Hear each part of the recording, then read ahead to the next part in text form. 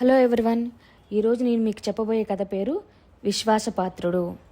అనగనగా ఒక దేశంలో ఒక రాజకుమారుడు ఉండేవాడు. అతను అపార ధనవంతుడే కాక ఒక గొప్ప దాత కూడాను. ప్రతి ఉదయము అతని భవనం ముందు అడుక్కు తినే జనం వేలకు వేలు పోగి అతని నుంచి ధర్మం పొందేవారు. నగరంలోని గొప్పవారంతా అతని ఇంట విందులు ఆరగిస్తూ అతను పొగుడుతూ ఉండేవాళ్ళు. రాజకుమారుడికి పెళ్లి కాలేదు. భార్య, కుటుంబం లేకపోయినా అతనికి ప్రజలందరూ తన కుటుంబమే అనిపించేది. ప్రతి ఉదయము బిచ్చగాళ్లు తన వద్ద దానాలు గ్రహించి, మహారాజు గారు 1000 ఏళ్ళు వర్ధిల్లాలి, తమరి కోసం సముద్రంలో దూకమన్నా దూకుతాం అనేవారు. మధ్యాహ్నం గొప్పవాళ్ళందరూ రాజకుమారుడి వెంట విందులు ఆరగించి, మహారాజు గారే మాకు తల్లి తండ్రి, తమ కోసం నిప్పులో దూకమన్నా దూకుతాం అనేవారు. ఈ పొగడ్తలన్నీ వింటూ ఉంటే రాజకుమారుడికి పరమానందం కలిగి తనకు ఏ లోటు లేదంటగా అనిపించేది. ఇలా ఉండగా ఒకనాడు ఒక యువకుడు రాజకుమారుడి వద్దకు వచ్చి, మహారాజా, తమరు ధర్మదాతలని విని ఒక పెద్ద సహాయం కోరి వచ్చాను. నేను అభాగ్యుణ్ణి. అష్టకష్టాలు పడి ఈ మధ్యనే పెళ్లి చేసుకుంటే నా భార్య పోయింది. ఆమె అంత్యక్రియలకు గాను 10 వరహాలు ఇప్పించారంటే ఆ పని ముగించుకొని వచ్చి జీతభత్యం లేకుండా మీ నౌకరుగా జీవిస్తాను అని వేడుకున్నాడు. 10 వరహాలకైనా పెద్ద సహాయం అంటున్నావు? 100 వరహాలు ఇస్తాను.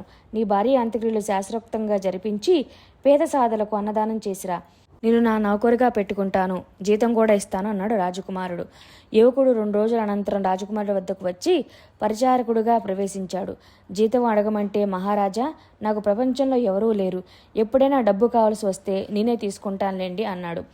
రాజకుమారుడు తన పరిచారకుణ్ణి ఒత్తిడి చేయకుండా వాడికి ఇంటి పెత్తనం అంతా అప్పగించేసి ఊరుకున్నాడు. కొద్ది రోజులు గడిచాయి. ఒకనాడు పరిచారకుడు రాజకుమారుడి వద్దకు వచ్చి, మహారాజా, తమరు ద్రవ్యం మంచినీరులా ఖర్చు పెట్టేస్తున్నారు. బిచ్చగాళ్ళకిచ్చే ధనాధర్మాలు, గొప్పవాళ్ళకిచ్చే విందులు తగ్గిస్తే బాగుంటుంది. ఇలా ఖర్చు చేస్తూ పోతే కొండలు కూడా తరిగిపోతాయి. అది కాస్త అయిపోయాక ఏం చేస్తారు? తమకు ఎలా గడుస్తుంది అని హితబోధ చేశాడు. రాజకుమారుడు నవ్వి, వెరివాడా, ఉన్నదంతా అయిపోతే మటుకు నాకేం తక్కువ? పిల్లా జల్లా లేరాయే. ఉన్నదంతా అయిపోతే నా రాజ్యంలో ప్రతి ఒక్కడూ నన్ను ఆదుకుంటాడు. రోజు బిచ్చగాళ్ళు నా కోసం సముద్రంలో దూకమన్నా దూకుతామంటారు, గొప్పవాళ్ళు నిప్పులో దూకమన్నా దూకుతామంటారు. వాళ్ళంతా నాకుండగా నాకేం కొరత అన్నాడు. వాళ్ళ మాటలు నమ్మడానికి లేదు అన్నాడు పరిచారకుడు. ఆ రోజు విందు జరిగే సమయంలో రాజకుమారుడు తన అతిథులను, మిత్రులారా, నా కోసం అవసరమైతే మీరు నిప్పులో కూడా దూకడానికి సిద్ధంగా ఉన్నామని రోజు చెబుతారు, కానీ మీ మాటలు నమ్మడానికి లేదంటున్నాడు నా పరిచారకుడు. మీ సమాధానం ఏమిటి అని ప్రశ్నించాడు. అతిథులందరికీ ఆగ్రహం వచ్చింది. వారందరూ కూడబలుక్కున్నట్టుగా, మీ పరిచారకుడు వట్టి దొంగ వెధవ, వాడు తమను నిలువునా దోచేస్తున్నాడు, నమ్మడానికి వీల్లేనివాడు అని కేకలు పెట్టారు. రాజకుమారుడు తన పరిచారకుని పిలిపించి, నువ్వు నా సొత్తంతా కాజేస్తున్నావటగా అని అడిగాడు. అది నిజమే మహాప్రభు, నేను తమ సొమ్ము చాలా తస్కరించాను అన్నాడు పరిచారకుడు. ఛీ, నీ మొహం నాకు చూపించుకు, తక్షణం నా ఇల్లు విడిచి వెళ్ళిపో అన్నాడు రాజకుమారుడు తన పరిచారకుడితో. పరిచారకుడు నగరం దాటి నది అవతల ఒడ్డున గల తన భవనానికి వెళ్ళిపోయాడు. రాజకుమారుడి దగ్గర దొంగిలించిన బంగారంతోనే వాడు ఆ భవనాన్ని కొంతకాలం క్రితం కొన్నాడు. తర్వాత 1 సంవత్సరం పాటు రాజకుమారుడు తన పాత అలవాటు తప్పకుండా పేదలకు దానధర్మాలు, గొప్పవాళ్లకు విందులు చేస్తూ కాలక్షేపం చేశాక అతని ఖజానా కాస్త ఖాళీ అయిపోయింది. అందులో ఒక చిల్లిగవ్వ కూడా లేదు.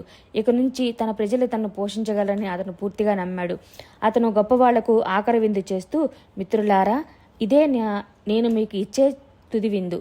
ఇక నా దగ్గర చిల్లిగవ్వ లేదు. ఇంతకాలం మీరు నా కోసం అగ్నిలో దూకమన్నా దూకుతామన్నారు కదా, కనుక రేపటి నుంచి నా పోషణ భారం మీరు వహిస్తారనుకుంటున్నాను అన్నాడు. అతిథులు ముఖాలు మార్చుకుంటూ ఒకరినొకరు చూసుకొని, మహారాజా, మీరు సొమ్మంతా దానధర్మాలు చేసి తగలేశారు, మీ సొత్తంతా బిచ్చగాళ్లకు దారబోశారు. మీకు ఈ తరుణంలో సాయపడవలసింది ఆ బిచ్చగాళ్లే కాని మేము కాము అన్నారు.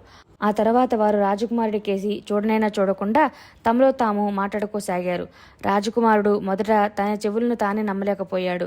ఈ గొప్పవాళ్లంతా తనను వంచారని తెలుసుకున్నాడు. తర్వాత అతను తన దగ్గరికి వచ్చిన దానధర్మాలు పుచ్చుకునే బిచ్చగాళ్లతో, మీకందరికీ ఇంతకాలం విడివిగా దానధర్మాలు చేశాను.